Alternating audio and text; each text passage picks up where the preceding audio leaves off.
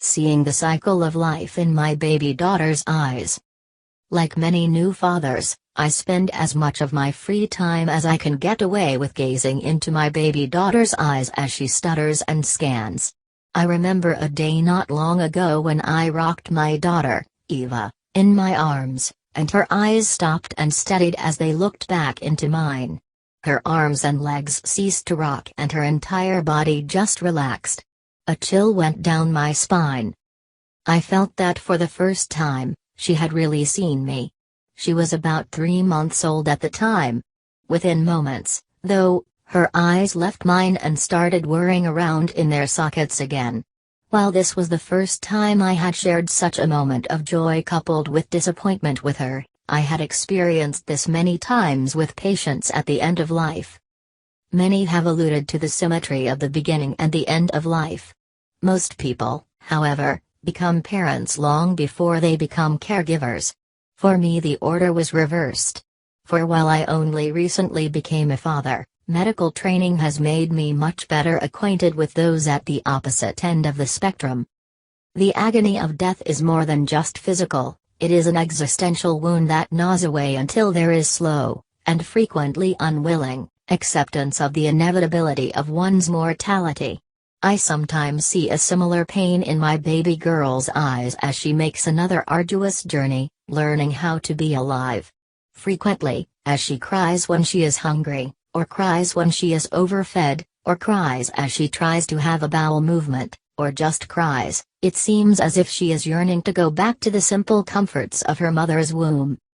Changes in the medical system have brought the medicalization of the shallow slopes of our bell curve-shaped lives. At the start of the century, most lives started and ended at home. However, while hospitals started to become the place where we took both our first breaths and our last in the 20th century, in recent years people have become eager to reverse both trends.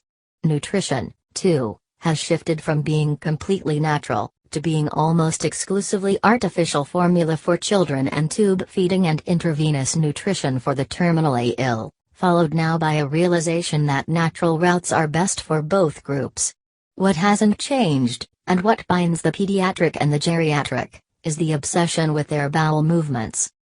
As medical science has progressed, while we have extended life, we have transformed death from a singular event, into dying, an entire phase of our lives that can last from days to years. This is mirrored by an extension of childhood as well, with children being more dependent for a longer period of time than ever before in human history. Parenting therefore has become more demanding, and more expensive. Caregiving for those at the end of life, as those who live it will attest, is equally arduous yet is barely recognized at a similar scale. In some ways, caregiving is similar to parenting, women do most of the heavy lifting. In fact, 2/3 of all caregivers are female. Yet, caregiving for the dying is different from parenting because it does not yet have a formally recognized role within the care of the patient. While there is no chance Eva would ever see her pediatrician without her parents, elderly patients, some with levels of dependency equal to that of a 3-month-old, present to the hospital or clinic all by themselves, all the time. Furthermore, while there is much debate about paying workers through maternity or paternity leave, a similar discussion does not exist around whether leave granted to those caring for parents or loved ones at the end of life, particularly those getting home hospice services, should be paid. Part of the problem is also how differently we view infancy and old age.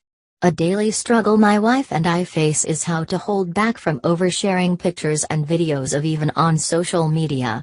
We document her life meticulously, afraid of letting any single gesture slip away. Yet, not only do we siphon off old people to live outside of our immediate circles, but images of what the end looks like are scant, uncelebrated and frequently morbid. There is a significant disparity of empathy toward children versus the elderly.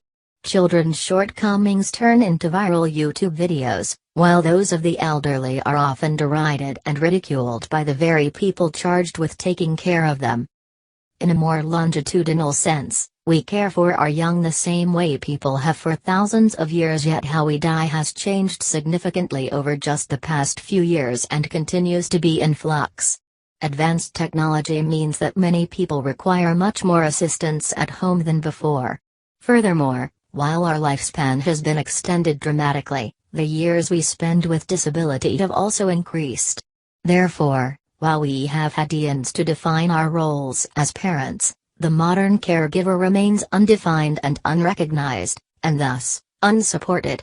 Investing in children makes intuitive sense, but a similar case has not been built for taking care of the elderly.